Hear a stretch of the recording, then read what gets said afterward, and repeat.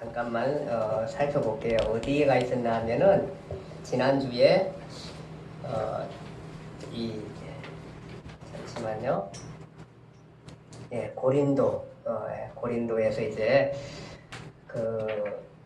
고린도에서 얼마 있었죠? 3개월. 예, 3개월 동안 겨울을 지냅니다. 과동이라 하죠. 과동. 겨울을 지내는 중에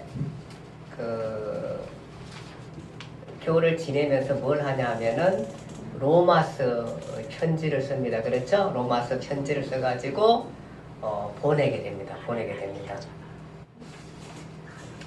자, 이제 로마서 편지를 보내고 나면 이제 바울은 고린도를 떠나게 됩니다. 그러면 이제 사실 모든 선교 일정을 이제 끝나게 되는 건데 이 3차 선교 사역지 에페소 우리가 알듯이 여기 에페소 여기서 사역을 계속 하다가 이제 바울의 계획은 여기 마케도니아 아가야 갔다가 모든 헌금을 모은 걸 가지고 이렇게 해서 가든지 어쨌든 이 배로 이렇게 해서 출발해서 이렇게 가려고 했었습니다. 그랬는데 이렇게 가려고 했었는데 지금 유대인들이 이 바울을 죽이려는 암살단들이 있다는 것에 대해서 그 정보를 바울이 듣게 되는 것입니다. 그래서 이쪽으로 가다가는 큰일 날 것 같으니까 다시 이렇게 돌아서 가게 되는 것입니다. 돌아서 이렇게 쭉 해서 오던 길로 돌아서 이렇게 갑니다.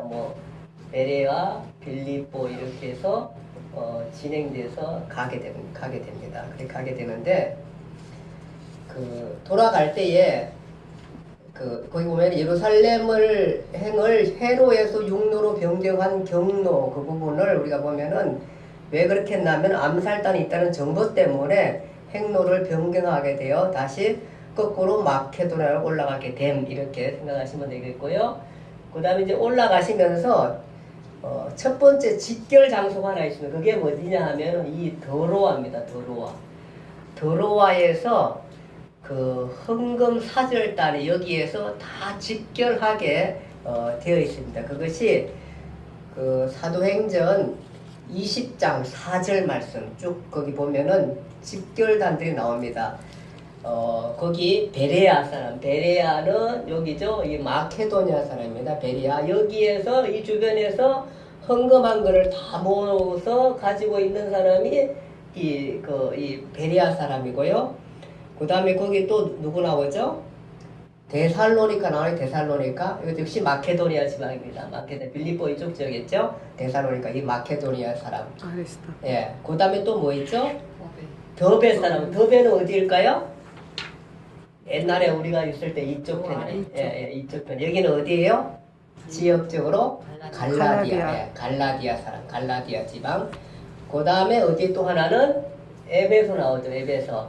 에베소는 지역적으로 어디라 그래요? 에페소는 아시아. 예. 이렇게 해서 바울이 전도한 모든 전도했던 가지고 했던 헌금 모금함들 이렇게 바울이 혼자 가져가지 않았어요. 이건 왜냐하면은 바울이 오해받을 수도 있고요.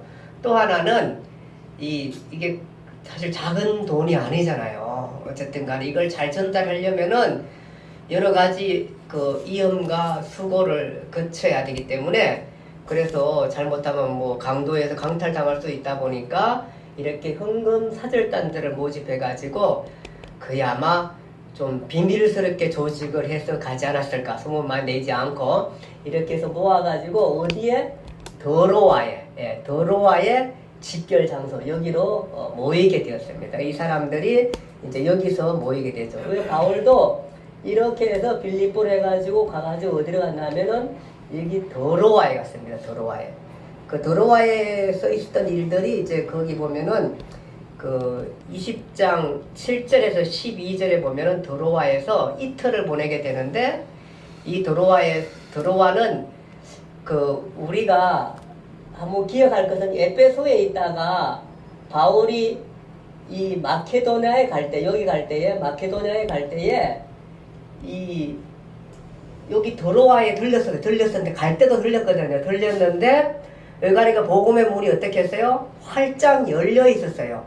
그럼에도 불구하고, 바울이 여기에서 복음을 전하지 않고, 바로 어디로 가요? 마케도니아로 갔어요. 왜 갔나 하면은, 이 고린도 교회에 편지를 보내놨는데, 눈물로 쓴 편지를 보내놨는데 답을 가지고 디도가 이쪽으로 올 것 같으니까 여기서 만나게 돼 있어가지고 이 고린도 교회 문제가 어떻게 됐는지 그것이 걱정이 돼가지고 사실은 드로아에 들렸을 때에 사실은 복음을 전하지 않고 바로 갔거든요. 근데 이렇게 돌아가면서 드로아에 직결지로 삼아서 아마 바울은 여기서 만나야겠다 이 생각이 아마 이게 늘 여기 에베소에서 여기 가가지고 복음을 전하지 못한 게 아마 막 이렇게 늘 마음에 남아있지 않았을까. 근데 사실 여기서 배 타고 바로 이쪽으로 갔으면 도로아에 안 들렸을 거예요. 그렇죠? 예. 그런데 여기 바울을 암살하겠다는 조직단들의 소식을 듣고 돌아가다 보니까 그럼 잘 됐다. 어디 가야 돼? 도로아를 들려야겠다. 이런 생각을 갖고 여기 도로아에 들려서 이게 막 오래 있을 수는 없어요. 그래서 이틀 있는데 이틀도 너무 막 사람들이 너무 이 사람들이 복음을 사모하는 거예요. 이 도로아가 어디로 왔어요? 트로이의 목마 그 사건이 거기를 트로이 도로아. 그래가지고 이 도로아에서 있으면서 이틀 동안 복음을 전하는데 시간이 없으니까 밤샘 복음을 전합니다. 밤새 하나님 말씀을 밤새 전하는데 사람들이 꽉 잡고 그 집이 아마 이렇게 어떻게 청소가 돼 있었는지 한번 상상해 보세요. 어쨌든 이런데 꽉 찼대다가 이 3층까지 사람들이 꽉 차 있었어요. 그런데다가 이 유두고라는 그 이름이 나오는데 유두고라는 사람이 그 청년이 그 3층에 어디 이렇게 벽 사이에 이렇게 걸터 앉아 있습니다. 근데 이 밤샘 강의가 되다 보니까 이 사람이 하다가 그냥 맞아요. 성경을 읽었는데 떨어져서 죽었어요.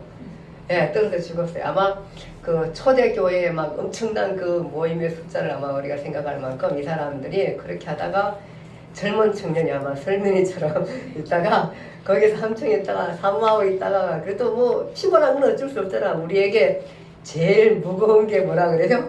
눈꺼풀이래, 눈꺼풀. 정말로 이거는 못 말려요. 예, 그래서 차 운전하다가는 이게 내려오면은 우리는 가서 좀 쉬어야 돼요. 좀 또 다행히도 쉼터가 많이 잘 만들어져 있어요. 쉬어야 돼요. 저도 여러 번 오다가 옛날에는 무식하게 잘 운전해 왔어요. 어쨌든 간에 졸다가 반 졸다가 이렇게 운전해 큰일 날 일들이에요.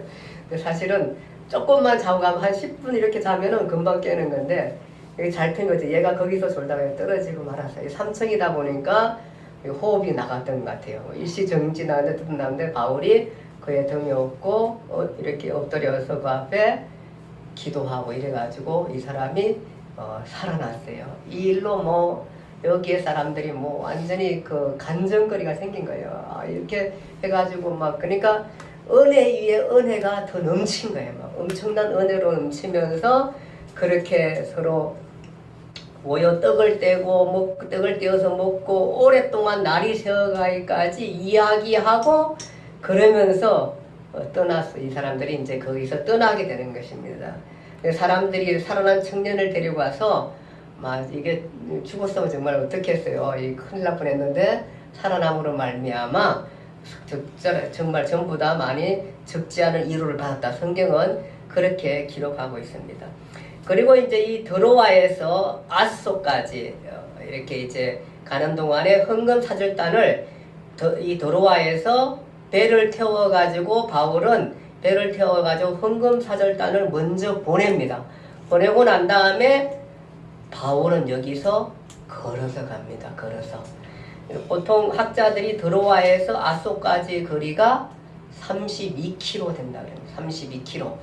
32km면은 제가 보니까 여기서 우리 김명숙 근사님네 학교에서 주은영 집사님 집까지 32km입니다.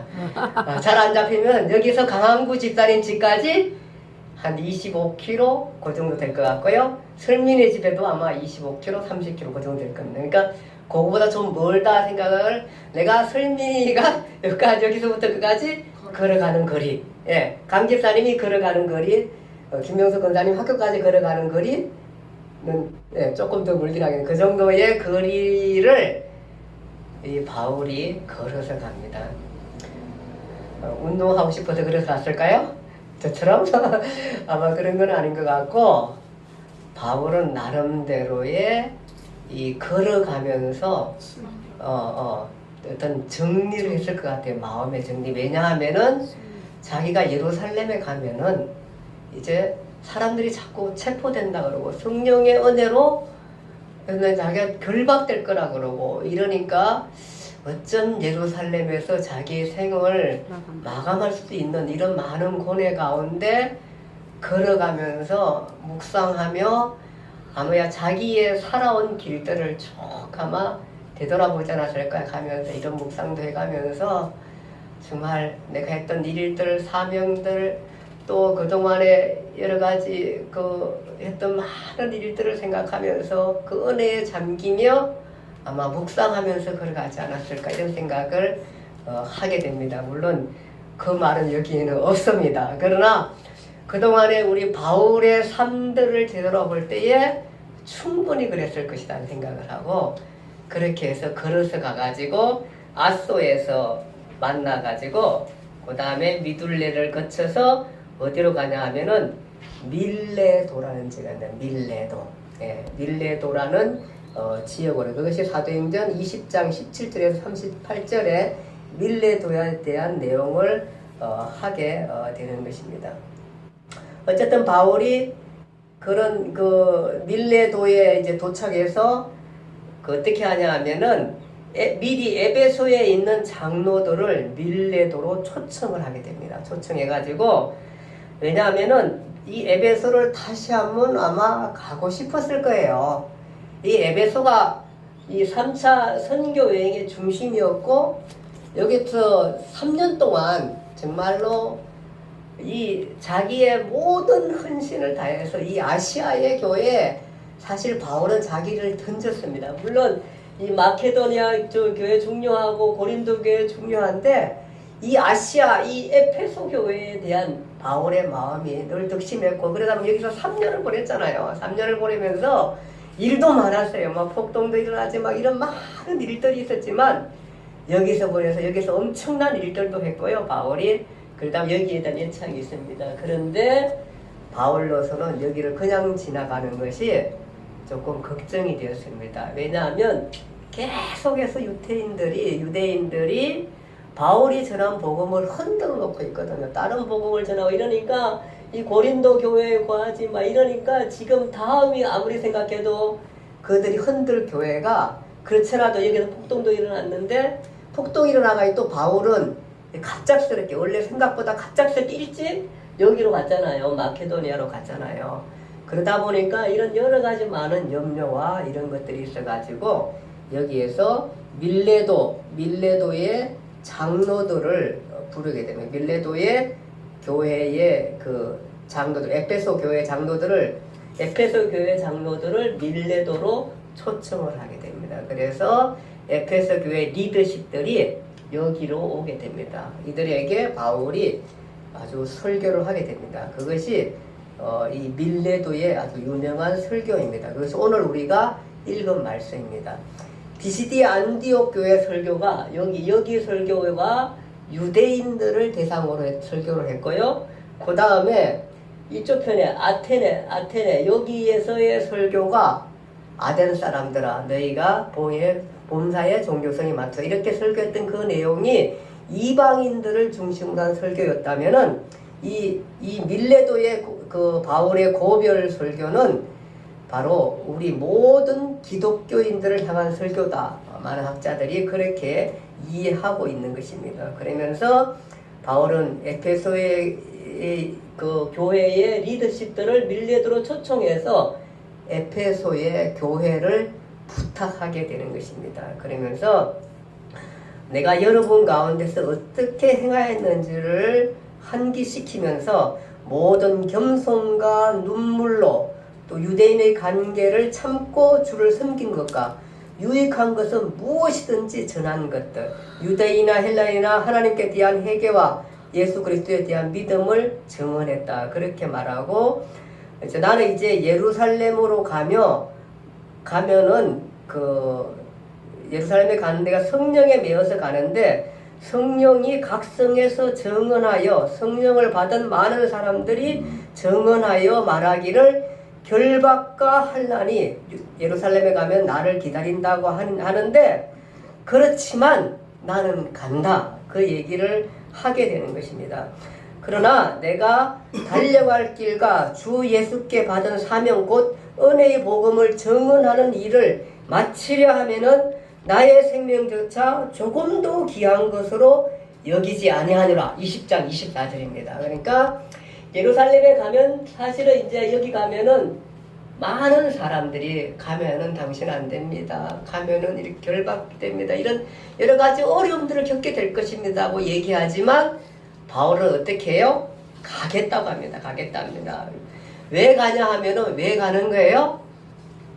복음은 다 전되는데 왜 가는 거예요? 주 예수께 받은 사명이 뭐예요? 복음을 증거하는 것인데 그 복음 중에 하나가 중요한 사역이 하나 있어요. 그 사역이 제가 말씀드렸듯이 헌금을 갖다 줘야 돼. 예루살렘 교회에. 그것을 위해서 가겠다는 거예요. 가겠다는 거예요. 사실 고린도 전서를 쓸 때만 해도 바울은 뭐라 그랬냐 하면은 예루살렘에 갈지 안 갈지 모르겠다. 그렇게 했고, 고린도를 세 번째 방문하면서 로마서를 쓸 때는 예루살렘에 갈 것이다. 이렇게 확신하더니 지금 이 시간에는 뭐냐 하면은 나는 내 목숨을 다해서 내가 예루살렘 교회에 가겠다. 예루살렘에 가겠다. 그렇게 말씀하고 있는 것입니다. 그러니까 왜 그렇게 이 헌금을 전달하는 것이 그렇게 중요할까요? 그것은 아마 이 이방인 선교의 열매인 이방인 교회, 이방인 선교의 열매인 이 헌금을 통해서 모 교회에 갖다 줌으로 말미암아 이방인 교회가 모 교회로부터 크게 인정을 받기 때문에, 그래서 지금 그것 때문에, 그 사명 때문에 바울은 지금 헌금 모금단들과 같이 바로 예루살렘에 가게 되는 것입니다. 그러면서 에베소 교회 장로들에게 성령이 여러분들을 감독자로 삼고 하나님이 자기 피로 사신 교회를 보살피게 하셨느니라. 그러니까 장로님들을 불러가지고 이 일은 성령님께서 당신을 이 에페소 교회에 당신들을 감독자로 삼았는데 이 하나님이 자기 피로 사신 교회를 잘 살펴달라. 그렇게 말합니다. 내가 떠난 후에 무서운 이리가 들어와서 이 양떼들을 아끼지 않고 무참하게 잘못된 길로 끌고 가기 위해서 온갖 악행을 다할 텐데 여러분들이 중심에 서가지고 교회를 잘 지켜달라. 그렇게 말씀하고 있는 것입니다. 요즘 뭐 교회가 신천지가 들어가가지고 수많은 교회들이 무너지고 있고 그렇게 되고 있습니다. 그래가지고 뭐 큰 교회들도, 그래서 지금 우리 교회는 안 붙여놨는데 사실 교회마다 신천지 아웃이라는 저기를 다 붙여놨습니다. 교회마다. 그래가지고 신천지로 들어오지 말라고. 그 신천지가 온 교회들을 어지럽게 하고 그 교회를 아주 어떻게 하냐면 그 사람들은 교회를 빼앗는 방법 이런 것들을 만들어가지고 연구해가지고 가르치고 있어요. 가르치고 있고 또 그렇게 하는 거예요. 그렇게 우리가 전에 한번 비디오도 그런 거 봤는데 정말 그렇게 해서 교회를 넘어가게 하는 거예요. 처음에는 뭐 여기 교회에 오면은 이런 개척교회 같은 경우는 얼마나 좋아해요. 교인이 없어도 문제인데 그 환영하면은 그래 거기다가 이제 내가 아는 전도사님이 있는데 그냥 놀고 있다. 그래 전도사님 한 사람 놓고 그래 전도사님들이 각 가정마다 신방하고 자기 교인들은 다 만들어가지고 그렇게 해가지고 담임 목사의 약점을 잡아서 내쫓고 교회를 전도사가 맡고 그렇게 하면서 신천지가 들어와가지고 교회를 무너뜨리는데 작은 교회가 아니라 1000명, 2000명, 막 수천 명 교회 되는들이 이게 이 일로 또 무너지고 갈라지고 이런 것들을 보게 됩니다. 이게 에베소 교회가 유태인들로 인하여서 이 무너질 이런 여러 가지 악행을 쓰고 계속해서 폭동 일으키면서 어려움을 겪게 되는 그것들을 보면서 에베소 교회 장로들을 불러가지고 교회를 잘 부탁하게 되는 거예요. 그것이 오늘 우리가 본문을 읽었던 그런 말씀인 것입니다. 그렇게 가지고 이제 에베소 교회의 장로들에게 교회를 밀레도에서 에베소 교회 장로들을 불러서 교회를 부탁하고는 그리고 여기를 이제 떠나게 됩니다. 그러면서 내가 3년이나 밤낮 쉬지 않고 눈물로 각 사람을 훈계하던 것을 기억하라. 범사에 여러분에게 모범을 보여준 것 같이 수고하여 약한 사람을 돕고 하나님께서 친히 말씀하여 주신 것이 말씀하신 주는 것이 받는 것보다 복이 있다 하심을 기억하라. 이 말을 한 후에 함께 무릎을 꿇고 그 모든 사람들과 함께 기도하며 다시 얼굴을 보지 못하리라 한 말로 더욱 근심하고 이 사람들이 배까지 전송하게 됩니다. 같이 무릎 꿇고 기도하고 바울이 떠나가는 길을 위해서 배까지 전송하면서 이제 밀레도에서 바다를 거쳐가지고 어디로 가냐면은 두로로 배 타고 여행을 해서 두로에 도착하게 됩니다. 두로와 가이사라에서 바울의 예루살렘을 행을 말리는 예언을 하나 강행함. 밀레도에서 배 타고 고스로 가서 이튿날 로드에 이르러 거기서부터 바다로 가서 벤니게를 건너가는 배를 만나 타고 수리아로 항해하여 두로에 상륙하니 두로에서 1회를 머물렀다. 그렇게 말하고 있습니다. 두로에 있는 동안 제자들이 성령의 감동으로 바울더러 예루살렘에 들어가지 마라 여러 날을 지낸 후 우리가 떠나갈새 그들이 그 처자와 함께 성문 밖까지 전송하거늘 우리가 바닷가에서 무릎을 꿇고 기도하고 작별함. 여기 보니까 같이 무릎을 꿇고 기도하며 작별하는 모습을 많이 보게 됩니다. 왜 그러죠?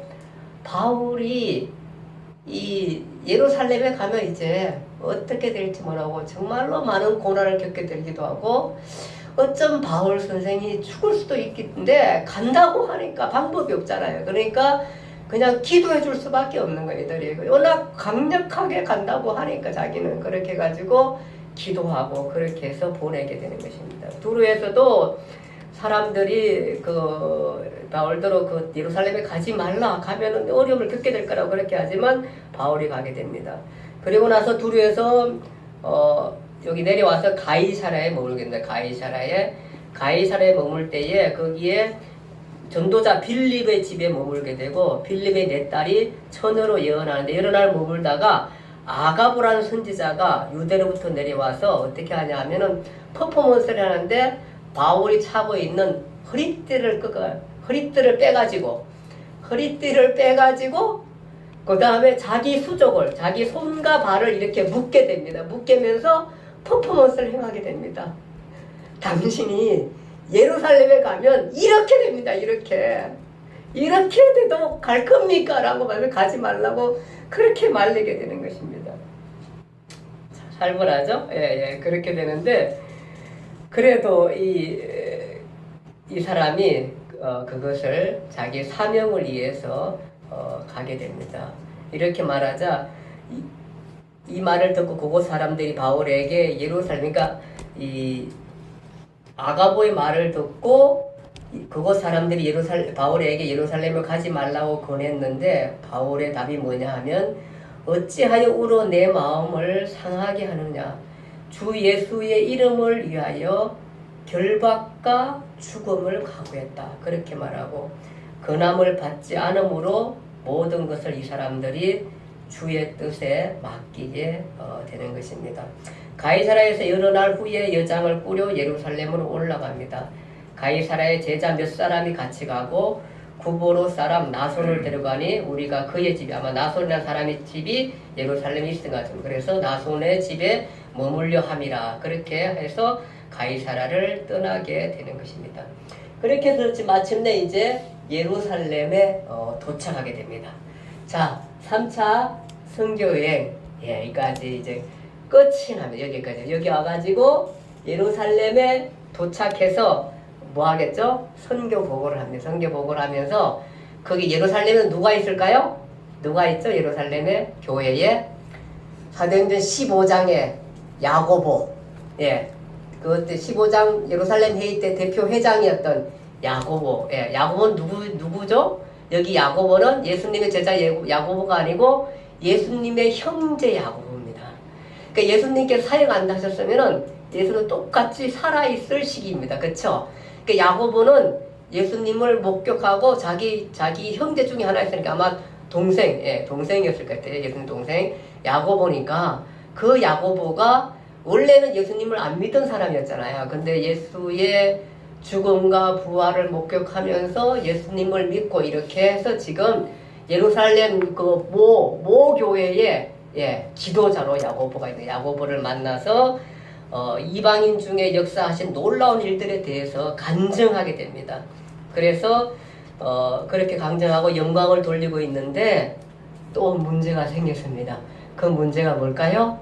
야고보가 말하기를 여기에는 이제 바울을 불러서 여기에는 그 유대인 기독교인들이 수만 명이 있는데 지금 문제가 생길 것 같습니다. 뭐냐 하면 야고보가 판단하기에는 이 바울이 온 거예요. 바울이 왔는데 이 사람들한테 바울이라는 사람의 그 소문은 뭐냐 하면은 온갖 이방에 돌아다니는, 사실 이 사람들은 아직도 이방에 대해서 거부감이 있는 거예요. 자기들이 그렇게 했음에도 불구하고 많은 유대인 기독교 예수를 믿음에도 불구하고 이방인에 대해서는 만큼 아직도 그것이 깨어져 있지 않은 거예요. 유대인 기독교인들을 수만 명의 유대인, 어쩌면 생각하면 유대인에 더 가까운 사람들, 그리고 거의 유대교적인 사람들, 이 사람들이 같이 있는데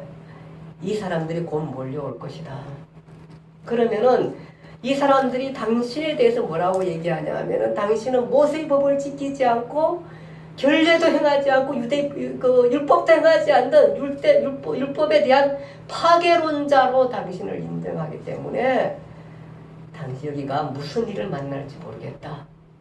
그러면서 야고보가 제안을 합니다. 한 가지. 그 제안이 뭐냐 하면은 우리들 가운데 나시린을 서약한 사람이 있는데 거기 이제 결례를 행할 네 사람이 있는데 그게 뭐냐 하면은 얼마 동안 나시린 서약을 한 거예요. 서약을 하고 있는데 이 사람들이 있는데 이 서약이 이제 기간이 다 끝나고 나면 이제 나시린 서약 중에 하나가 우리가 뭐냐면 머리를 기르는 거거든요. 나시린 서약하는 기간 동안에 여러분 기억나잖아요. 삼손 기억나잖아요. 나시린 서약에서 삼손 머리 자르면은 힘이 약해지는 것처럼 나시린 서약하는 머리를 길렀는데 이제 나시린 서약 기간이 다 지나면 성전에 올라가서 뭐 해야 되냐면은 머리를 잘라야 되는 그 의식에 네가 참여를 해라. 그러면은 바울이라는 사람이 우리랑 소문 듣는 거와 달리 이 사람이 그 결례를 행하네, 의식을 행하고 있네, 이렇게 생각할 거니까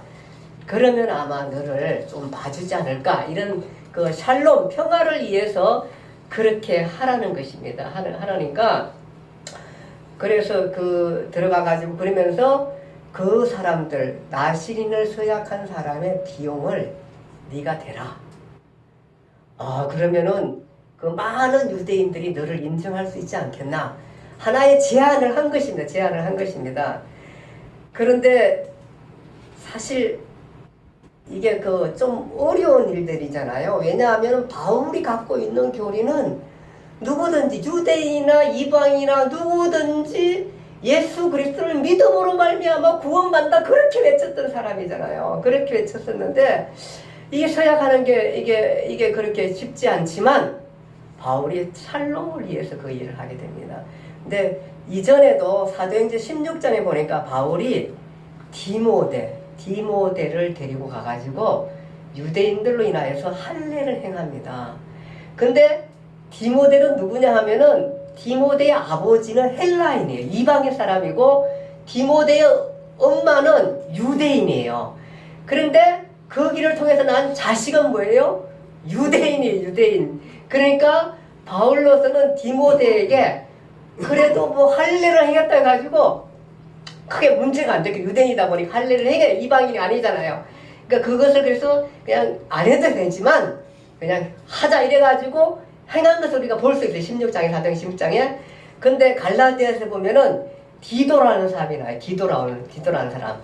디도라는 사람이 결례를 행하려고 할 때에는 바울은 디도한테 절대 안 시켜요. 디도는 이방 사람이거든요. 이방 사람이 안 하는데 그래가지고 근데 여기 이제 선한 그 결례를 바울이 자기의 돈을 다 대가지고 그 결례를 행하게 돼요. 근데 자기도 뭐냐 하면은 자기도 이방인 사회에 막 돌아다녔어.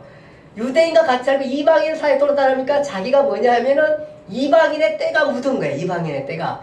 이방인의 때가 묻으면 이 사람도 7일 동안 또 결례를 행해야 돼. 예의를 지켜야 돼. 성전에 들어가가지고 자기의 때를 벗겨내야 돼. 그 결례를 행하는 그 기간에 마지막 날 모든 것들을 다 짚으려고 결례를 행하러 들어갔는데 유대인들이 막 몰려오기 시작한 거예요. 몰려와가지고 뭐라 그러냐 하면은 거기에 그 헌금 사절단 중에 그 더로비모라는 사람이 헌금 사절단에 더로비모라는 사람이 있는데 이 사람이 그 바울과 시내에서 예루살렘 시내에서 바울이 걸어가는 것을 봤어요.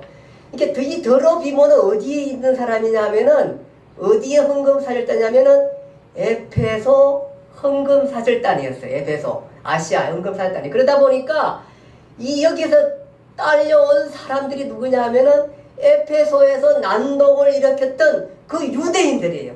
유대인들이 예루살렘까지 와가지고 지금 바울이 더로비모 이방인 더로비모를 데리고 돌아다니는 거 보면서 바울이 성전에 들어가는 걸 보면서 이 사람이 더로비모도 성전에 데려갔구나. 그것도 성전에 이방인 뜰이 있거든요. 바깥뜰. 거기 말고 안뜰로 데리고 들어갔을 거라고 착각하고 소동을 일으키면서 바울을 붙잡게 돼서 바울을 체포하게 되는 것입니다. 날리게 되는 것은 바로 이것 때문입니다. 사실 야고보의 중재가 통했어요? 안 통했어요? 예, 안 통했어요. 사실은. 예, 바울이 그래도 예의를 지키고 자기가 결례 안 해도 결례한 것도 없어. 자기는 이방인들을 위해서 하나님 보기에는 정말 너무너무 떳떳한 거야. 이 복음. 자기가 갖고 있는 이 복음에 의하면은 바울은 너무 떳떳한 거야. 누구든지 이방인이나 유대인이나 누구든지 예수 그리스도를 믿음으로 말미암아 구원을 얻는다고 선포했던 자기의 메시지 가운데 너무너무 떳떳함에도 불구하고 자기가 이 결례를 행하는 이 라식 서약자들의 비용을 다 대요. 근데 이거는 굉장히 좋은 행위라고 유대인들은 생각해. 왜냐하면은 당시에 가난한 사람 나실인들에게 비용을 대는 것은 굉장히 그 뭐라고 하냐면 성결한 의미예요. 예, 많은 사람들이 야, 저 사람 우리 기부금 하면은 기부금 내면은 다 사람들이 좋게 보잖아요. 이거는 굉장히 종교적으로 아주 좋게 볼 수 있는 거거든요. 그래서 기부 나실인의 비용까지 다 되죠. 그다음에 자기가 결례도 또 7일 동안 지키죠. 모든 것들을 지켰음에도 불구하고 에페소에서 난동 폈던 그 사람들이 와가지고 지금 그렇게 또 바울을 체포하게 되는 것입니다.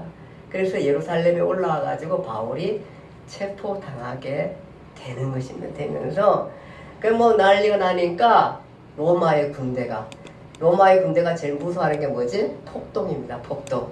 예루살렘 그 수도에 또 폭동이라서 난리가 뛰어왔어요. 뭐 뛰어가니까 말 타고 달려왔겠죠. 천부장이 달려왔습니다. 알고 보고 바울이 거의 맞아 죽는 위치에서 바울을 끄집어냅니다. 그래가지고 자기가 체포해서 데려가게 되는 것입니다. 이렇게 여기까지가 예루살렘에 이제 도착해서 있었던 일들이고 이제 다음 주에 이제 체포돼가지고 어떻게 되나 우리가 볼 수 있게 됩니다. 근데 바울이라는 사람 정말로 대단합니다. 체포돼서 가는 도중에도 뭐 하는지 아세요? 기회만 되면 그 유대인들 향해서 설교하면서 그렇게 복음 전하는 바울의 모습을 우리가 볼 수가 있게 되는 것입니다.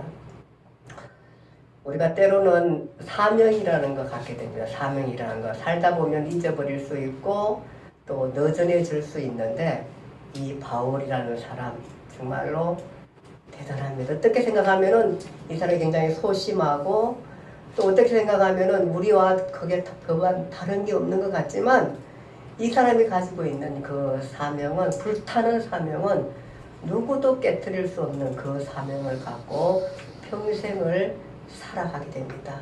그에게 임한 하나님의 은혜가 얼마나 크던지요.